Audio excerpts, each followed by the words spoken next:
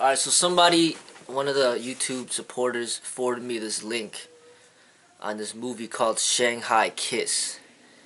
And he said, he highly recommended the movie for me to watch. It's a free movie, it's available on YouTube. Just type in Shanghai Kiss and you can watch the movie for free. So he recommended that I watch the movie. Um, he gave a quick summary about the movie. I felt that it was pretty interesting, so I watched the movie. And after watching the movie, I think it was a good movie. And I wanted to provide my feedback on it and my commentary.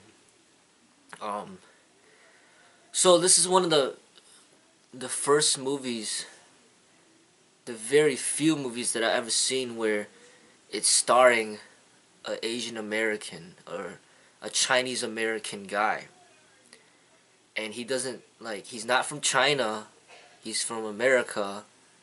He's speaking English, and he doesn't have an accent. He's an Asian. He's an American that happens to be Asian. And that's kind of what I've been criticizing a lot about Hollywood, is that you don't see that often. You don't see like Asian Americans in any leading starring roles. Now, there is a TV series that I've seen a few episodes and that I know about called Nikita, and it stars an Asian American woman, which I think is a great thing. So, this movie actually started Asian American, and it's a movie that was created in America. It seems it doesn't seem like it was created in another country, but it might have been because they were going back and forth from America to China. So maybe they flew to both areas to film. But the cast was diverse. I mean, it was mainly Caucasians and Asians in the movie pretty much the whole time. And I thought it was interesting just to see a movie that was actually starring an Asian American, not somebody that's a supporting role, but the starring role.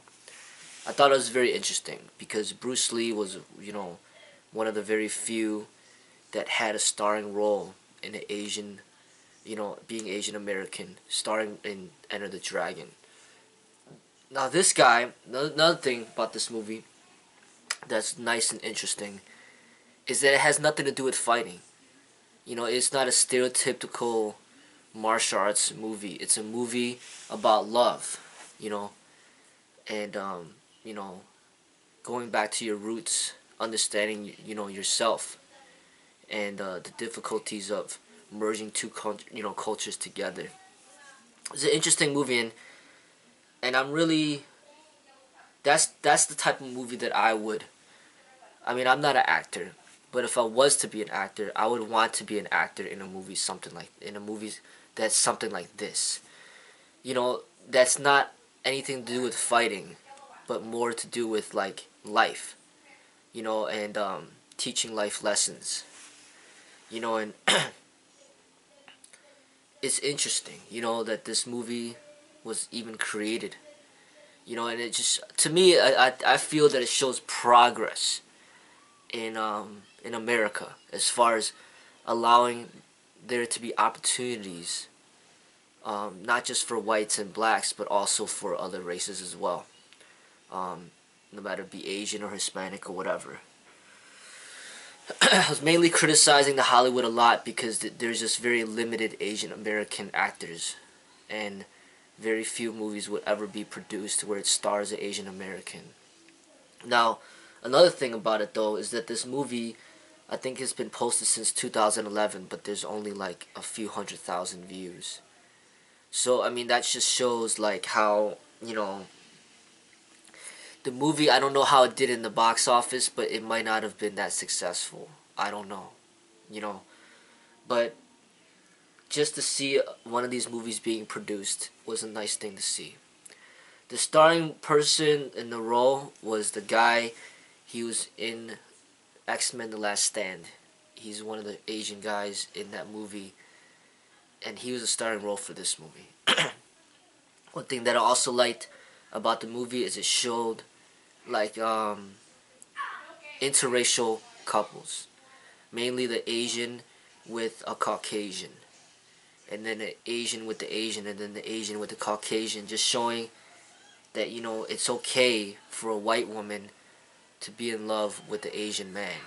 You know, in this movie, you know, identified that and made it okay, and I think that's a good thing. You know, and Bruce Lee, for example, marrying a white woman, a Caucasian woman, um, and in this movie, you know, his girlfriend was a Caucasian lady or woman or girl,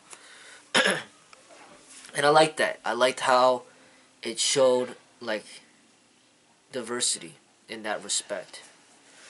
Um, I liked how the movie exemplified this character, and it wasn't just poking fun at him. There was actually respect in the role, and how he was like, in a way, he was like a ladies' man, you know, and that's something that would be rare that I would see in any movie where you have an Asian American in a starring role where he's a ladies' man.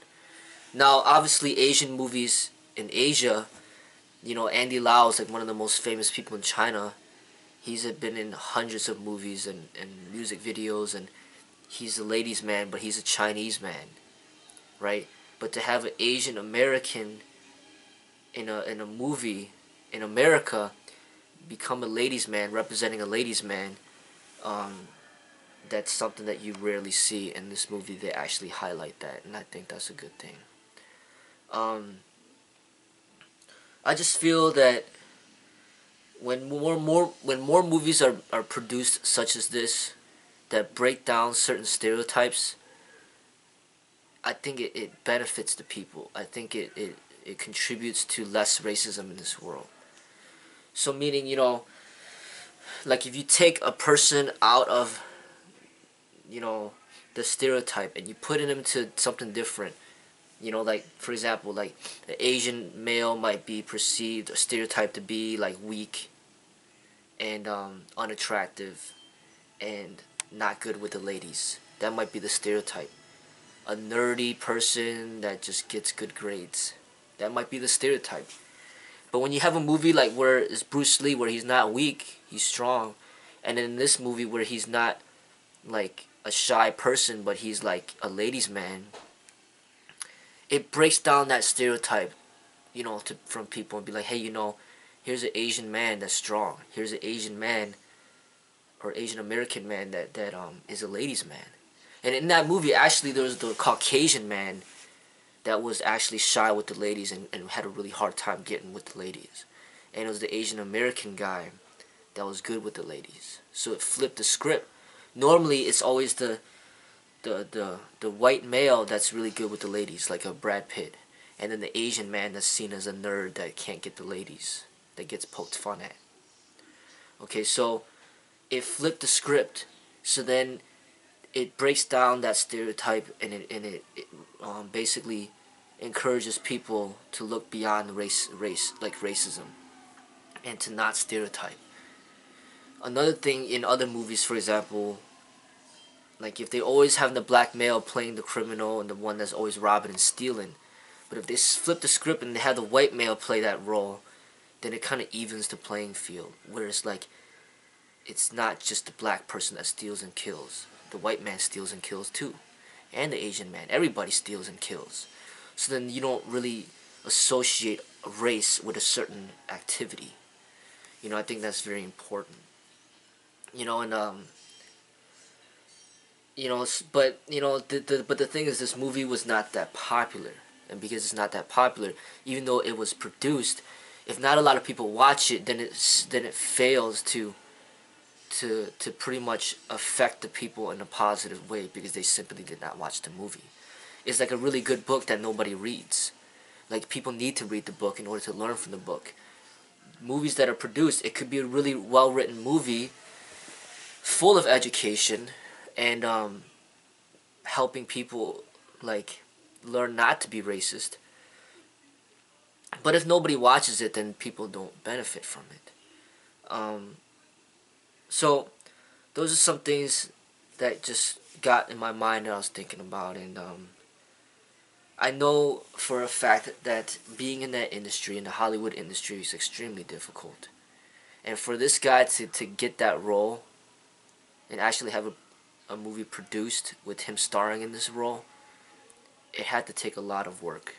A lot of work, you know, and I give him a thumbs up for that, you know, for all that effort and working towards that starring role. But it's extremely difficult, you know. There's a lot of discrimination and a lot of you know, racism in Hollywood, and to break through that is extremely difficult. For him to even get a role in X-Men: The Last Stand was is great too.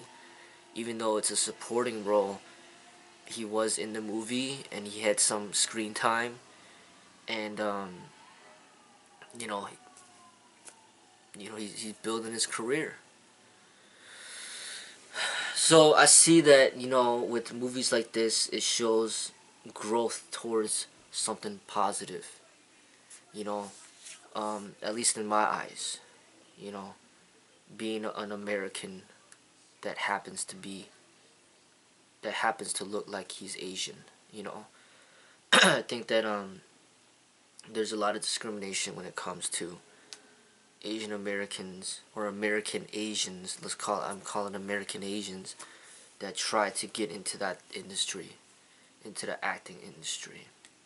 Um, and then even I think even during the movie, one of the commercials was an American Asian um, with her daughter that was pretty much in a commercial, and you could clearly tell that they're not just Chinese or they're not just Asian. I mean, they were American. You know, they're really like, you could tell they're probably born in America.